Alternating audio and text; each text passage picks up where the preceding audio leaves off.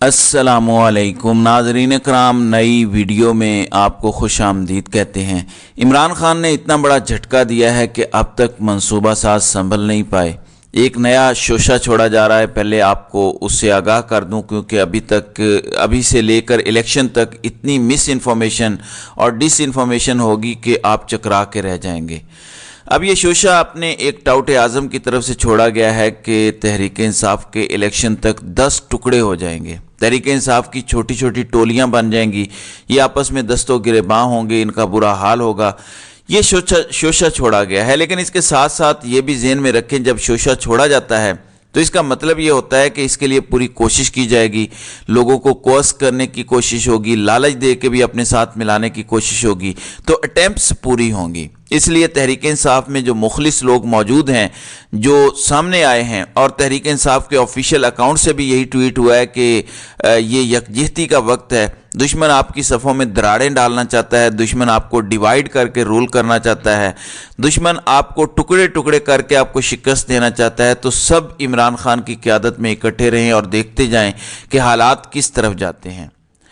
नाज़रीन इकराम, बरतानवी जरीदा गार्डियन भी ये लिखने पर मजबूर हो गया है कि पाकिस्तान के इलेक्शन कमीशन पर ये इल्ज़ामात हैं कि उन्होंने वोटिंग मैप में साबिक वज़ीर आज़म को फेवर देने की कोशिश की है। एक ऐसा मुबैना प्लान सामने आया है जिसमें नवाज शरीफ को जनरल इलेक्शन में फेवर की जा रही है। प्री पोल रिगिंग के इल्ज़ामात हैं। आगे वो इस स्टोरी में लिखते हैं कि हल्का बंदियों में तमाम ऐसी कार्रवाइयाँ डाली गई हैं जिससे नवाज शरीफ को फ़ायदा हो। 1300 इतराज़ात आए हैं अब तक हल्का बंदियों पर। पाकिस्तान की 76 साल तारीख में कभी भी हल्का बंदियों पर इतने ज़्यादा इतराज़ात नहीं आए जितने इस बार आए हैं। ये सब तैयारी है प्री पोल रिगिंग की। बलूचिस्तान के डिस्ट्रिक्ट हरनाई और सिब्बी को एक कॉन्स्टिट्यूंसी बना दिया गया है, जबकि इनके दरमियान 400 किलोमीटर का फासला है। यानी अगर आपने एक कॉन्स्टिट्यूंसी में वोट डालना है तो 400 किलोमीटर का फासला तय करके हो सकता है आपको जाना पड़े। तो इस कदर फैला दिया गया है। इसी तरह के काम पंजाब, KPK और सिंध में हुए हैं।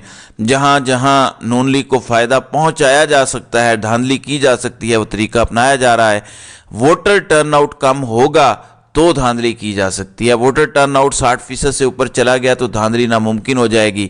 इसमें मजीद बहुत कुछ लिखा हुआ है कि किस तरह से नवाज शरीफ को फ़ायदा दिया जा रहा है और इस्टेब्लिशमेंट इस बार नवाज शरीफ के साथ है, उस पर बेट कर रही है। ये खबरें आहिस्ता आहिस्ता अब आलमी जरीदों की जीनत भी बनेगी और नवाज शरीफ जो इक़्तिदार के ख्वाब देख रहा है वो सिर्फ ख्वाब ही देखता रह जाएगा। और 2024 के इलेक्शन के बाद नवाज शरीफ या तो दोबारा जद्दा और लंदन फरार होगा या अडियाला जेल में बैठा होगा। नवाज शरीफ जितना मर्जी जोर लगा ले, अंपायरों को जितना मर्जी साथ मिला ले, नवाज शरीफ के नसीब में अब इक़्तिदार नहीं है। ये मैं एक लॉजिकल बात कर रहा हूँ। हालात बनते हैं हर चीज़ के लिए। 2018 में इमरान खान को इक़्तिदार मिलना था, सारे हालात उस तरफ बन रहे थे। अवाम में सबसे ज़्यादा पॉपुलर इमरान खान था। पूरे मुल्क में कहीं चले जाएं एक फ़िज़ा बनी हुई थी कि इमरान खान ही अगला वज़ीर आज़म बनेगा। जहाँ इमरान खान खड़ा हो जाता था जलसा बन जाता था। हालांकि उस वक़्त पॉपुलैरिटी वो नहीं थी जो अब है, लेकिन तब भी पॉपुलैरिटी सबसे ज़्यादा इमरान खान की थी। क्या सिस्टम इसलिए नंगा हुआ है कि दोबारा इन चोरों ने इक़्तिदार में आना है? क्या अवाम का शऊर इस लेवल पे इसलिए पहुंचा है कि दोबारा इक़्तिदार इनकी गोद में चला जाएगा?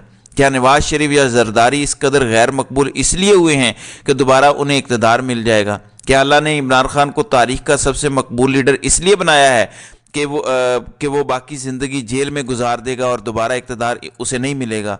तो बहुत सारे हालात खुद ब खुद बनना शुरू हो जाते हैं और एक लॉजिकल एंड की तरफ जाते हैं। इस गेम का लॉजिकल एंड ये है कि एक ऐसा सरप्राइज़ मिलेगा जैसे 71 में मिला था, और इस बार आपके पास सिर्फ मेन लैंड एक ही कंट्री है। तो आप ये भी नहीं कह सकते कि तुम उधर और हम इधर।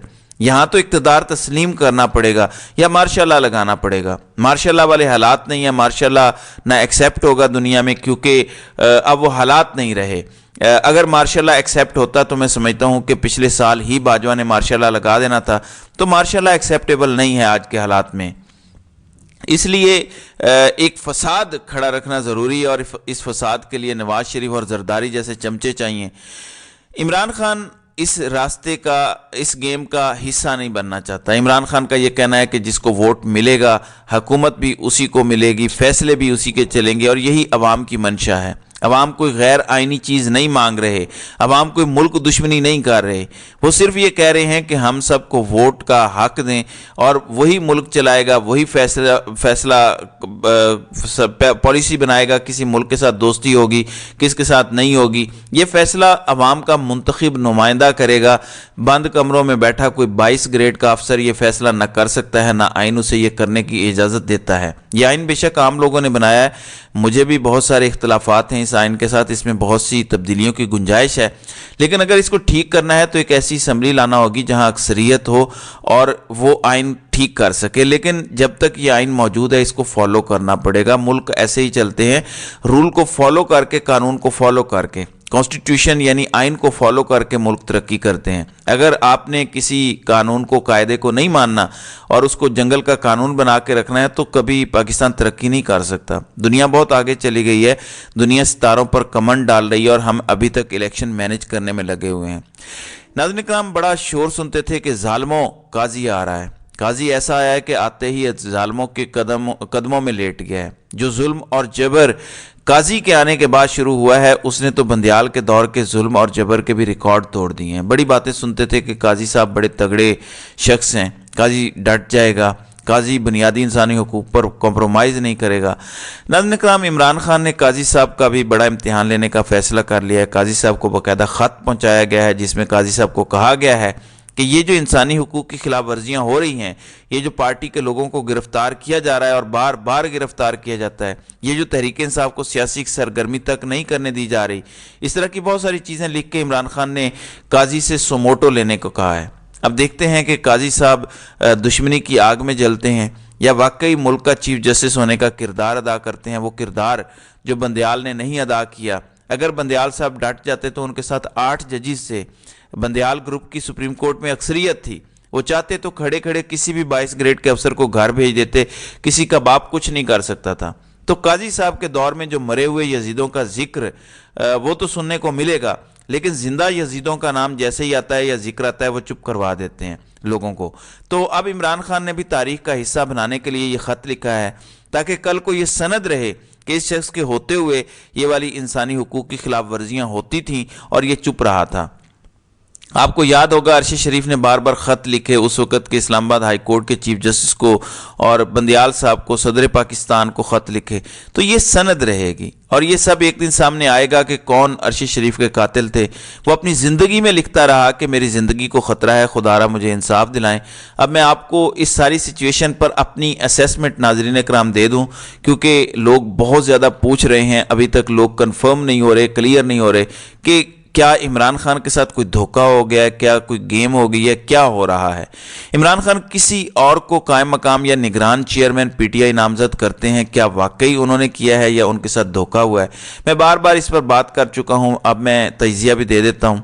ناظرین اکرام، اگر اس ملک کے سسٹم کو میں ٹھیک طرح سے سمجھ پایا ہوں، پاکستان میں جو اس ٹائم طاقتور لوگ ہیں وہ عمران خان سے انہی لوگوں کو ملنے دیں گے جو کسی حد تک کلیئرنس رکھتے ہیں طاقتور لوگوں کے ساتھ۔ میں یہ نہیں کہہ رہا کہ وہ ان کے بندے ہیں، کمپرومائزڈ ہیں، لیکن کسی حد تک کلیئرنس رکھتے ہیں ان سے۔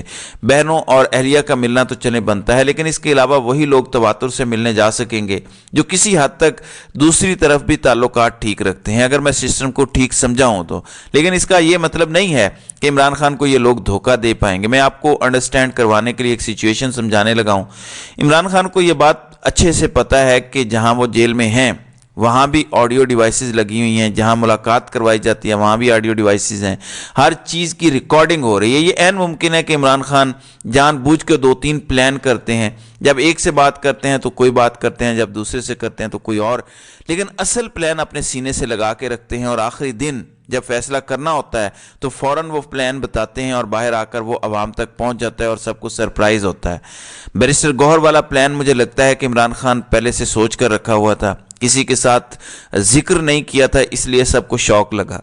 ایون عمران خان کے مخالفین بھی گھبرا گئے کہ یہ اس نے اچانک کیا کیا ہے، کسی سیاستدان کو بناتے۔ دیکھیں حماد اظہر، عمر ایوب، علی محمد خان وغیرہ باہر بیٹھے ہیں، کسی کو بنا سکتے تھے، نہیں بنایا۔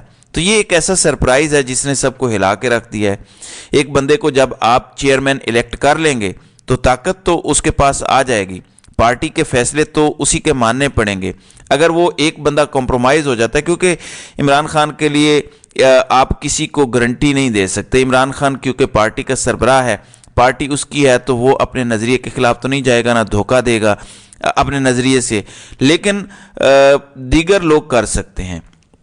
तो इसीलिए लोग घबराए हुए हैं। लेकिन मैं समझता हूँ इमरान खान ने ये कलेक्टेड जो है वो रिस्क लिया है। रिस्क होता है ऐसी गेम में, लेकिन ये कलेक्टेड रिस्क है। फैमिली में किसी को नहीं बनाया, इससे मौरूसियत अपनी मौत मर गई। फिर किसी सियासतदान को नहीं बनाया कि एक को बनाएंगे तो दूसरा कहेगा मैं ज़्यादा सीनियर था, तो एक ऐसे बंदे को बनाया जिस पे कोई केस नहीं है, डिस्क्वालीफाई नहीं हो सकता, और पार्टी इलेक्शन में अब बग़ैर किसी मसले के जा सकेगी। तो ये मास्टर स्ट्रोक है इस हवाले से, और ये सबको सरप्राइज़ है और शौक लगा है सबको। तो इमरान खान ने इनको इस मामले में चित कर दिया है। तो नाज़रीन इकराम, आपकी इस वीडियो के हवाले से क्या राय है? आप अपनी राय का इजहार कमेंट सेक्शन में ज़रूर कीजिएगा।